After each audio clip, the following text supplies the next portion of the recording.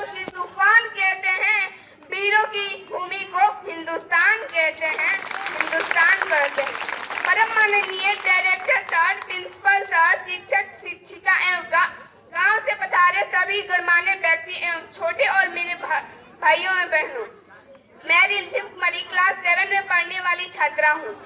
आज आप सभी को सबसे पहले स्वतंत्रता दिवस की हार्दिक शुभकामनाएं।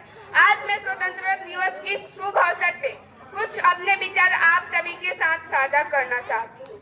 अरे आजादी, आजादी का सही मतलब तो वही समझ सकते हैं जिन्होंने कभी गुलामी की हो।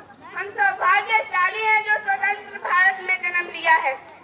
यूं तो आजादी की लौ तो 1857 में ही जल चुकी थी, जो वर्षाल बन के 1900 सिंदूर गया, ये प्यार भी भरपूर गया, मांग का सिंदूर गया, नन्हे ननियालों की लंगोटियां चली गई, छोटी छोटी बच्चियों की छोटियां चली गई, बाप की कमाई गई, भाई की पढ़ाई गई, एक ऐसा विस्फोट हुआ कि पता ही नहीं चला, पूरे जिस्म की गई बोटियां चली गई, पूरे जिस्म की गई बोटियां चली गई। अरे आपके लिए तो सिर्फ एक आदमी मरा है साहब, लेकिन मेरे घर की तो रोटियां ही चली गई।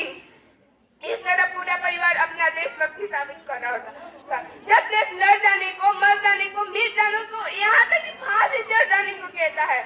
आज देश लड़ जाने को, मर जाने को, मिट जाने को और फांसी चढ़ जाने को नहीं कहता, बल्कि मेरे विचारों से यदि कोई व्यक्ति अपना काम पूरी लगन, मेहनत और ईमानदारी से करे, वही एक सच्चा देशभक्त है। मैं ये नहीं मानती कि फेसबुक और व्हाट्सएप की डीपी को 3 रंग में रंगना ही देशभक्ति है, और यदि आप कहेंगे कि वर्ष में 2 बार हाथ में तिरंगा लेना ही देशभक्ति है, तो मैं आपसे पूछना चाहूंगी कि फुटपाथ पर रहने वाला बच्चा टेपी की छांव में नंगे पांव में जब तिरंगा बेच रहा होता है, तो आप कहते हैं देखो क्या है इसकी देशभक्ति। अरे वो इसकी देशभक्ति नहीं है, उसके भूखे पेट की शक्ति है जो उसे वैसा करने पर मजबूर करती है, क्योंकि वो न मस्जिद को जानते हैं न शिवालियों को जानते हैं, क्योंकि वो न मस्जिद को जानते हैं और न ही शिवालियों को जानते हैं। वो पेट के भूखे हैं साहब, वो सिर्फ भोजन की निवालियों को जानते हैं, वो सिर्फ भोजन के निवालियों को जानते हैं।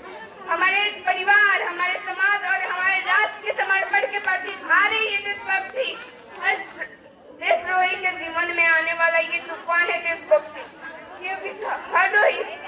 हर देशद्रोही ये समझ सके कि अगर तू परिंदा है तो ये आसमान तेरा है, अगर तू दरिंदा है तो ये पताल तेरा है, कि अगर तू परिंदा है तो ये आसमान तेरा है, अगर तू दरिंदा है तो ये पताल तेरा है।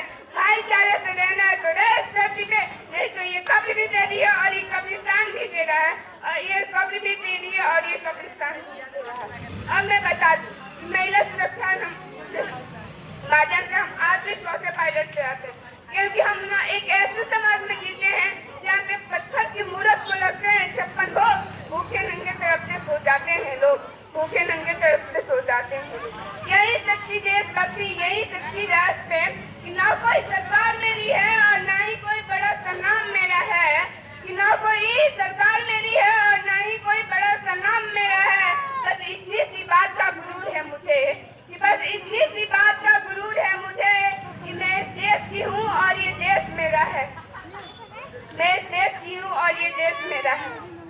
आज मैं इस मंच पे मैं भारत की बेटी की आह्वान करती हूँ कि हमारा हिंदुस्तान जिंदाबाद था, है और जिंदाबाद ही रहेगा।